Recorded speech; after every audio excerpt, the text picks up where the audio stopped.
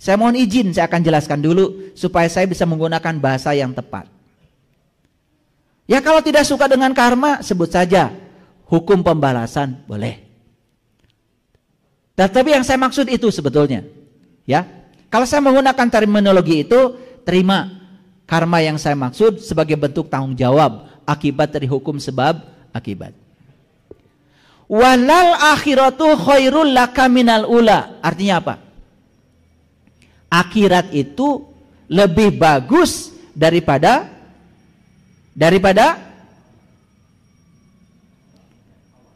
ini ada orang pesantren. Walal akhiratu khairul laka minal ula. Akhir itu lebih bagus daripada awal. Ngerti maksudnya? Kan akhir itu akibat daripada awal. Jadi kalau ingin akhirnya bagus, ciptakan awal yang bagus. Itu yang dimaksud dengan walal akhiratu khairul laka minal ula. Kalau akhirmu ingin bagus, ciptakan olehmu awal yang bagus. Itu maksudnya. Dan selama ini diartikan banyak-banyak ngurusi akhirat. Dunia gak usah diurus. Suami gak usah diurus, pengajian aja. Anak nangis gak usah diurus. Yang penting Iqra 1 sampai Iqra 6 selesai. Kan kita sudah salah kaprah. Saya tidak mengartikan itu salah, tetapi itu bukan satu-satunya. Bukankah kita datang ke dunia menjadi pelayan? Subhanallah. Layani anak kita, layani suami kita, layani pasangan hidup kita, layani mereka. Tempatkan diri kita sebagai tangan Allah sedang melayani mereka, menyampaikan cinta kasih Allah. Itulah akhiratmu. Jadi saya buka dulu rahasia, walal akhiratu khairul laka minal ula. Apa artinya? Akhir itu khair. Kalau awalnya khair. Mau akhirnya khair? Yuk sekarang jangan menciptakan sebab buruk. Ciptakan sebab baik. Akhirnya pasti baik. Itu yang dimaksud dengan walal akhiratu khairul laka minal ula. Kalau leluhur saya, kakek saya mengajarkan pada saya ketika saya tanya, "Kek, ari akhirat teh naon?" "Akhirat majang. Akhir tinu pagawean maneh." Sesederhana itu kakek saya mengajarkan saya. Akhirat mah akhir tinu pagawean maneh.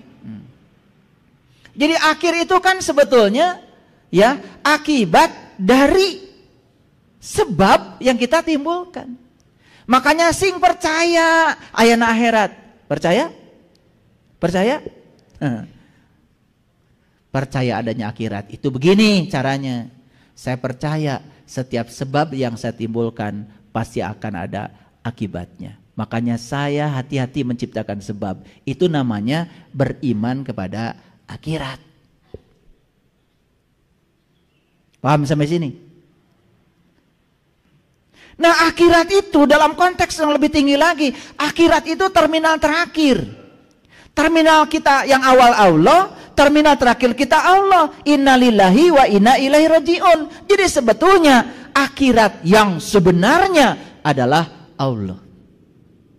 Jadi kalau kita sudah menciptakan sebab baik, memerankan peran Allah di kehidupan ini sesuai dengan rencana Allah, berarti kita akan menuai akibat baik. Kembalinya kemana? Ke Allah. Itu maksudnya. Hoyong uih ke Allah. Hoyong uih ke Allah. Gampil uih ke Allah. Allah Maha Suci, harus suci kita. Gitu. Allah Maha Welas Maha Asih, sing ulasan sing asihan. Pasti wina ke Allah. Yang pembenci, pendengki, tidak bisa memaafkan, dendam puluhan tahun, mual balik ke Allah. Kamana cingang? Tah nyangkut tah. Dinu tangkal bugenvil biasana nu kitu. Orang yang cucukan di dalam, tahu cucukan? Banyak duri di dalamnya. Pasti nyangkut di pohon berduri. Paling mewah juga di pohon kaktus. Paham ya? Ini bukan main-main loh. Bukan main-main. Saya udah bisa lihat kok. Itu jeleknya saya itu. Kalau ada yang meninggal, saya itu tahu dia pulang atau tidak. Makanya saya suka nangis. Sebenarnya bukan nangis apa ya, cuman ya apa ya, ulas asih atau apa nggak tahu. Cuman merinding aja, kasihan gitu. Muter-muter aja di sekitar tubuhnya. Allah dan Rasulnya sudah kembali, Nurullah Nur Muhammad sudah kembali, tapi nur insannya terperangkap di tubuhnya sendiri. Aduh, kalau menyaksikan itu tuh. Dan nanti kalau tubuhnya sudah hancur, karena dia ditinggalkan oleh Allah dan Rasulnya, dia tidak tahu Allah dan Rasulnya. Sepanjang hidupnya itu syahadatnya bohong, tidak sempurna syahadat. Bersaksi tetapi tidak menyaksikan. Awas ya. Asyhadu an la ilaha illallah wa asyhadu anna Muhammadar Rasulullah. Harus tahu dulu Allah dan Muhammad itu yang mana. Kalau belum tahu ya repot.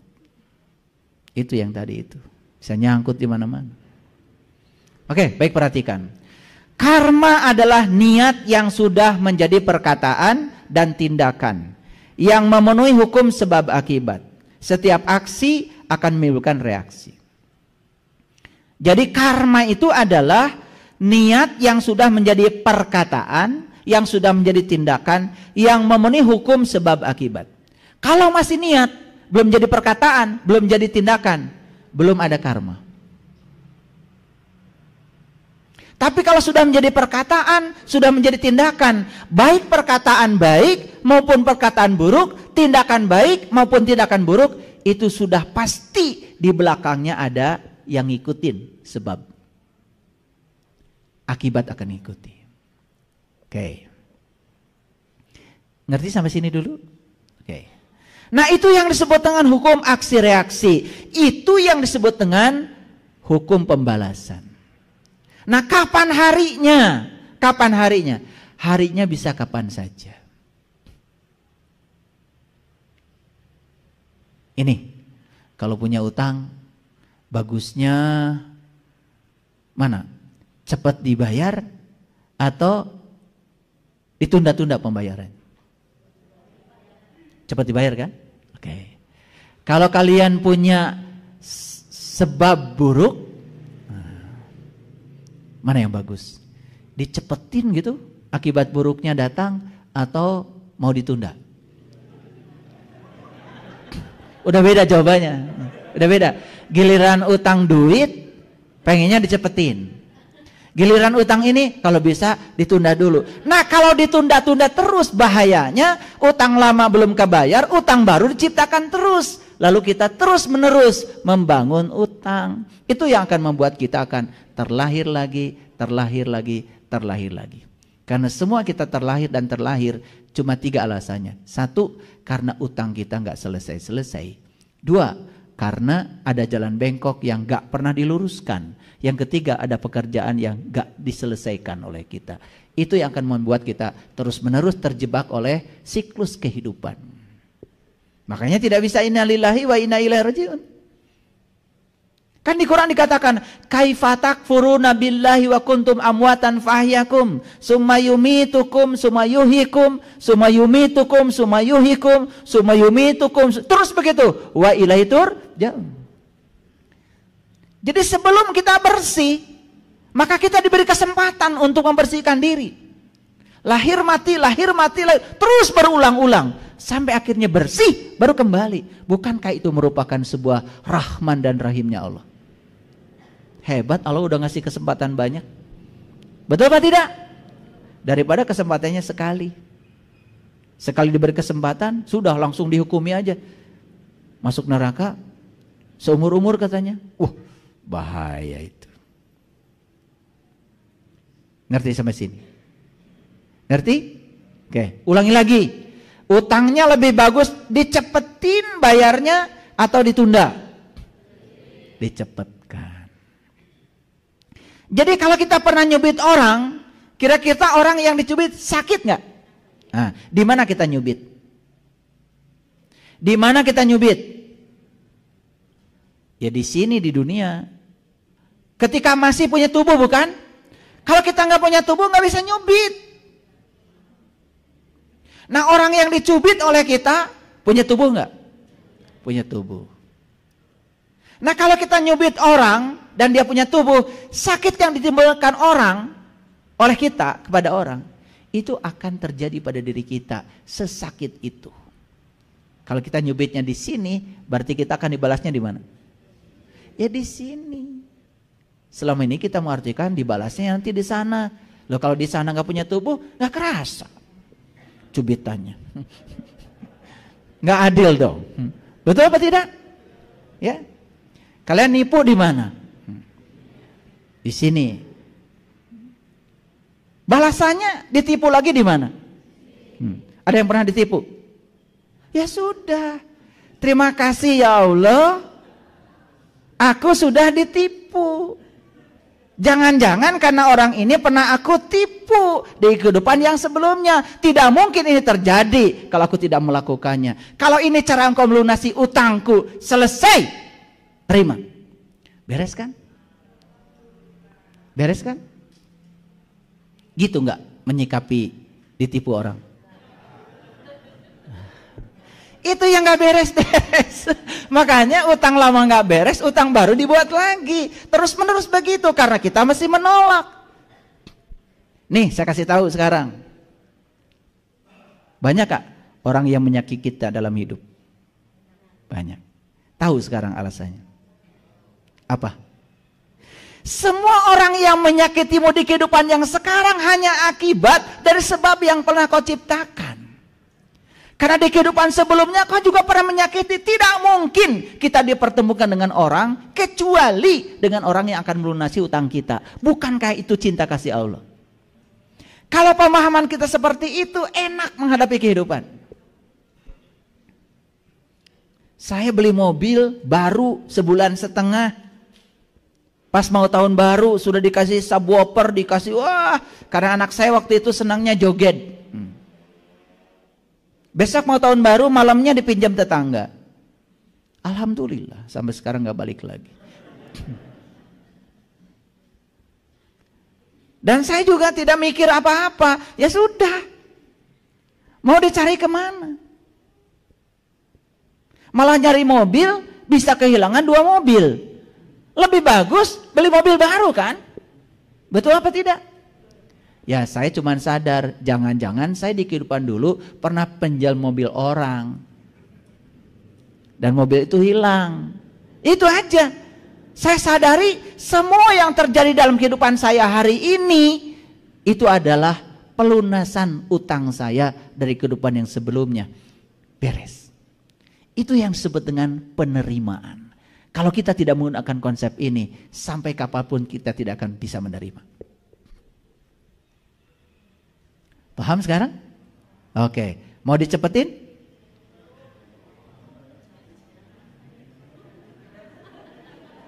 Cuma 1 orang yang jawab.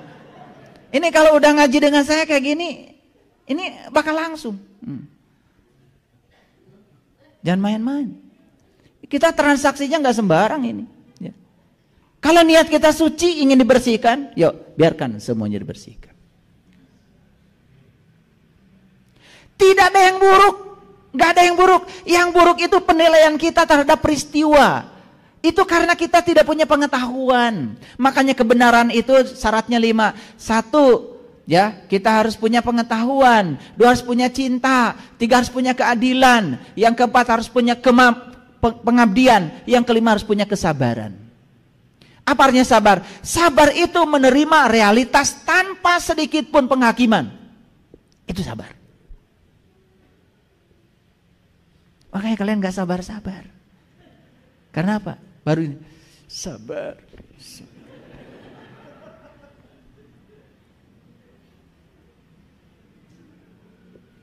Jadi karma itu apa? Karma adalah suatu bentuk tanggung jawab atas kehidupan seseorang yang harus diselesaikan. Jadi seperti yang saya bilang tadi, semesta ini adalah sekolah kehidupan di mana di kehidupan ini semua peristiwa akan menjadi kurikulum pembelajaran kita untuk menyelesaikan semua urusan-urusan kita agar kita saat pulang ke sana tidak punya kaitan lagi.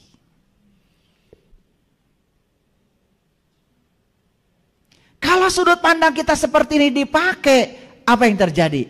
Cara penerimaan kita terhadap apapun sangat mudah dan enteng. Maaf. Pasangan kita selingkuh. Gimana cara menerimanya? Jangan-jangan saya dulu pernah hidup bersama dengan dia di peran yang berbeda. Saya pernah selingkuh pada dia dan dia sekarang selingkuhi saya. Ya Allah, kalau ini cara Engkau untuk melunasi utangku, aku terima. Beres gak? Beres. Kosong gak pengadilan agama? Kosong. Laku gak pengacara? Gak. Perlu sogok-sogokan? Gak. Selamat gak anak? Selamat. Tidur bareng lagi? Lebih asik kan?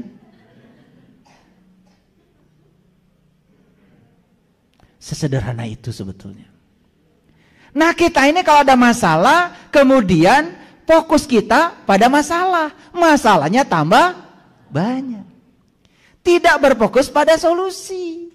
Coba kalau ada masalah, fokus pada solusi. Gak ada masalah. Karena masalah terbesar kita adalah pikiran kita bermasalah.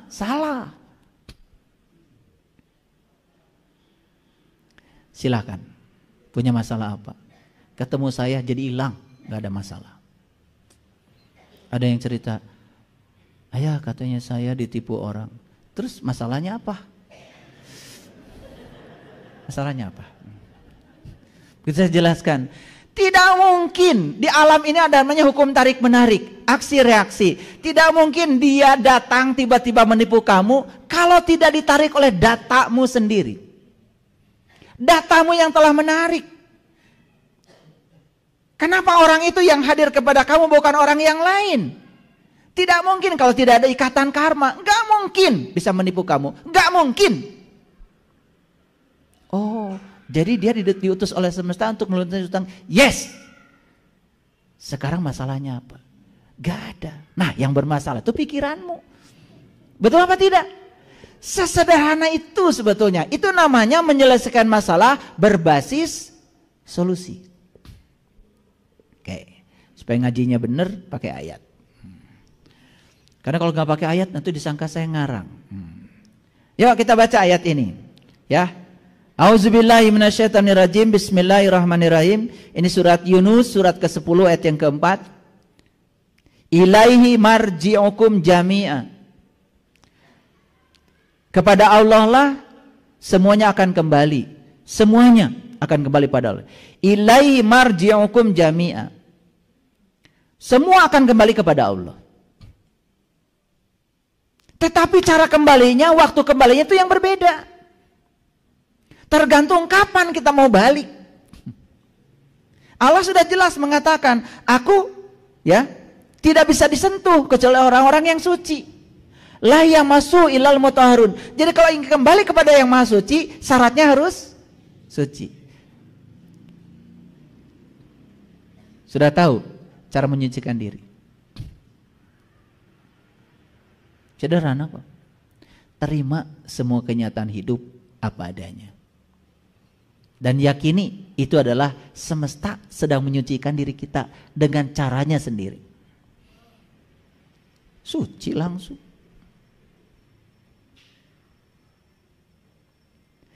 Sesederhana itu sebetulnya. Ya. Yuk, kita baca bahasa Indonesianya aja karena takut nggak ngerti bahasa Arab. Hanya kepada Allah lah kamu semuanya akan dikembalikan. Setuju? Setuju? Mau kembali pada Allah? Mau. Karena kita berasal dari Allah, harus kembali kepada Allah. Syaratnya apa tadi? Syaratnya harus sudah seperti Dia. Nih. Air kalau gabung dengan air langsung bersenyawa. Tapi air gabung dengan minyak tidak bisa bersenyawa. Apakah minyak itu ada airnya?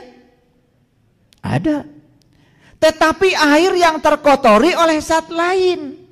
Begitu kotorannya dilepaskan, kan sisanya air. Begitu digabungkan dengan air, baru bisa bersenyawa. Kira-kira begitulah ilmiah.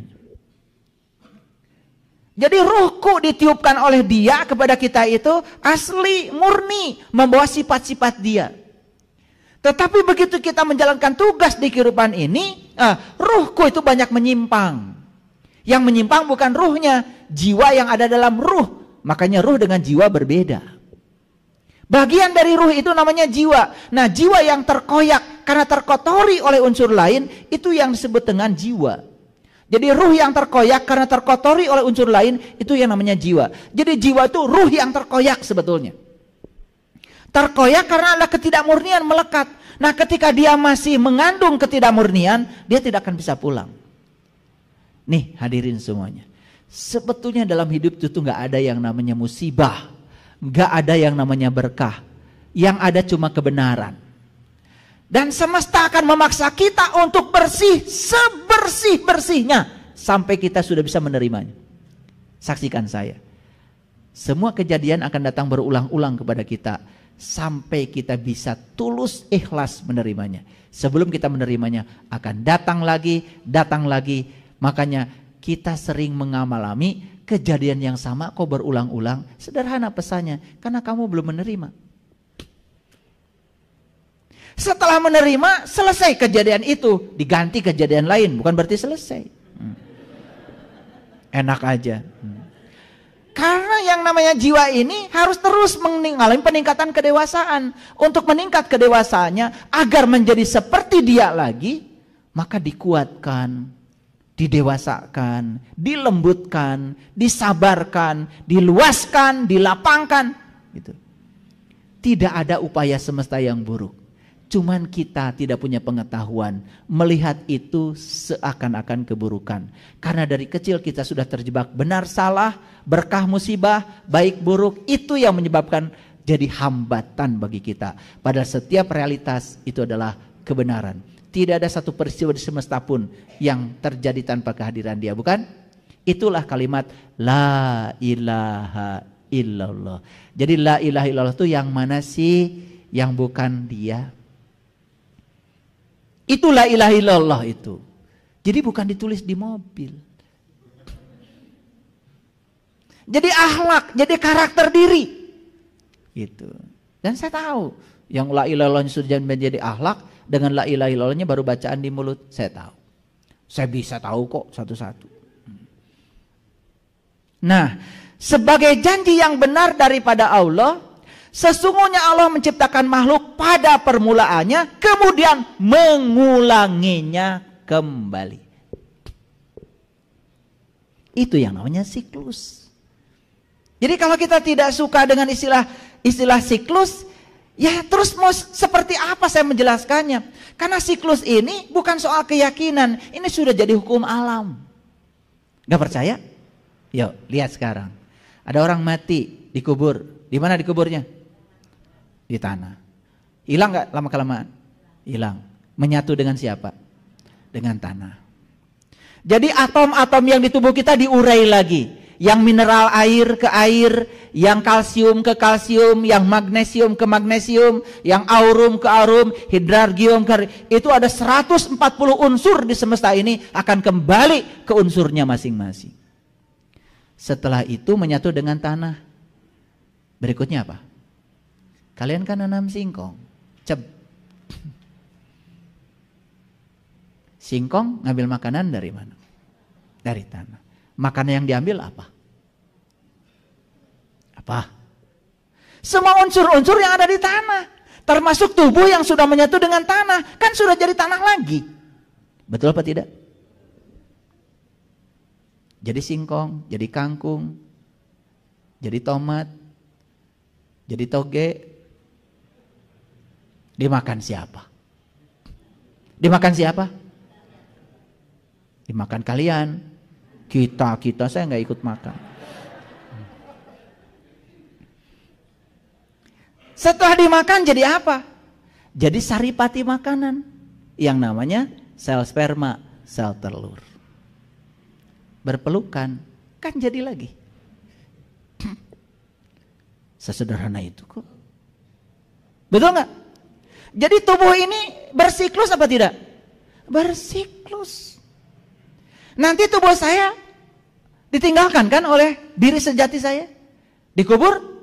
Ya terserah, mau dikubur, mau dibakar, mau jatuh di laut, mau dimakan ikan, ujung-ujungnya dimakan manusia lagi. Betul apa tidak? Yang jatuh di laut dimakan ikan, ikannya dimakan kalian juga, nggak dimakan saya ya. Itu siklus. Jadi yang bersifat materi saja bersiklus. Apalagi yang bersifat ruhani. Karena dia abadi. Untuk menjalankan kehidupan kan perlu tubuh. Kan saya bilang tadi, kalian nyubit di mana? Di sini. Kalian dicubit di mana? Enak kalian dicubit udah nggak punya tubuh. Nggak kerasa dong. Itu bukan hari pembalasan itu. Hari pembalasan itu harus sama dan setimpal. Fama ya'mal misqala dzarratin wa may ya'mal misqala dzarratin. Pinter kalian. Udah ngelotok ayatnya. Cuman kesadarannya nggak ada, itu aja. Kalau sudah sadar ayat itu, atuh berhenti bikin sebab buruk. Berkata yang buruk. Menciptakan perilaku yang buruk. Mani resep eta amak teh. Sudah jadi hobi, dikit-dikit nyolot, dikit-dikit marah. Anak disebut salah oleh kita marah. Ya Allah. Anak tuh sedang belajar. Tamu agung yang datang ke semesta untuk dihormati oleh kita. Siapa tahu yang sebut anak kita hari ini adalah leluhur kita. Yang sedang mengambil kebaikan dari kita. Makanya kan doanya juga Allahumma gfirli wali walidayya warhamhuma kama rabbaini shaghira. Ya Allah, ampunilah aku dan dosa kedua orang tua. Sayangi beliau sebagaimana beliau menyayangi aku waktu aku kecil. Waktu kecil kita disayangi mereka. Mereka kecil disayangi kita. Hati-hati yang disebut anak cucu kita tuh siapa? Kan buah mah tidak akan jatuh jauh dari pohonnya. Makanya akan bersiklus di situ-situ terus sampai selesai utangnya. Makanya ayat ini mengatakan, coba lihat ya. Sesungguhnya Allah menciptakan makhluk pada permulaannya, kemudian mengulanginya kembali. Ini ayatnya jelas. Agar dia memberi pembalasan kepada orang-orang yang beriman dan mengerjakan amal soleh dengan adil. Jadi untuk memberikan pembalasan diciptakan kembali, diulang kembali siklusnya. Kalau hari ini mohon maaf, ada yang hari ini berlimpah aja, kerja sedikit saja duitnya banyak. Itu karena karma baikmu. Jangan-jangan dulu kamu senangnya berbagi. Makanya kalau guru saya mengajarkan, kalau kamu ingin masa depanmu gemilang, penuh dengan kebahagiaan, satu, perbanyak kebaikan hari ini. Karena kalau hari ini kamu berbuat baik, maka karma baik tidak akan pernah hilang kemanapun. Karena semua pemberianmu tidak ada buat orang lain, kecuali buat kamu sendiri. Makanya saya kalau ada orang mau diberi oleh saya ucapkan terima kasih. Terima kasih mau menerima pemberian saya. Saya tidak paksa orang lain harus berterima kasih pada saya. Karena apa? Kalau tidak ada orang yang mau diberi, saya juga tidak punya kebaikan. Makanya coba belajar mengajarkan berterima kasih pada diri kita. Jangan paksa orang lain yang kita beri berterima kasih pada kita. Kita berterima kasih pada mereka. Terima kasih ya sudah datang mengambil pemberian saya. Kalau tidak ada kalian, saya tidak bisa berbuat kebaikan. Sebanyak apapun harta saya tidak bisa berbuat kebaikan. Dan saya tidak bisa menitipkan kebaikan saya pada kalian. Jadi sebetulnya ketika kita memberikan kebaikan gitu, kita sedang menitipkan kebaikan kita di surga. Dan itu akan kembali dalam bentuk kebaikan. Maaf ya, ada orang yang hari ini susah sekali. Ya, cari uang susah. Orang yang ngasih nggak ada. Maaf ya, mungkin kamu pernah jadi orang kaya di kehidupan yang dulu. Tapi pelitnya auzubillah. Kalau Kalau dipahami seperti itu, semua itu menjadi gampang. Oh, ya sudah. Sekarang saya akan bangkit. Saya akan melakukan kebaikan walaupun saya tidak punya. Punya sedikit, terus melakukan kebaikan. Ternyata memberi pada saat kita tidak punya jauh lebih mulia daripada kita memberi saat kita sedang berkelebihan. Memberi saat kita berkelebihan biasa karena kita sedang berkelebihan. Tapi kita punya ngan sakit itu nak. Ada orang yang butuh dikasih sama orang lain. Percaya sama saya. Itu pemberian bukan untuk siapa-siapa, kecuali untuk diri kita sendiri. Yuk sekarang kita yakini tidak ada pemberian buat orang lain. Karena semua pemberian adalah tabungan buat kita sendiri. Paham ya? Itu pembelajarannya.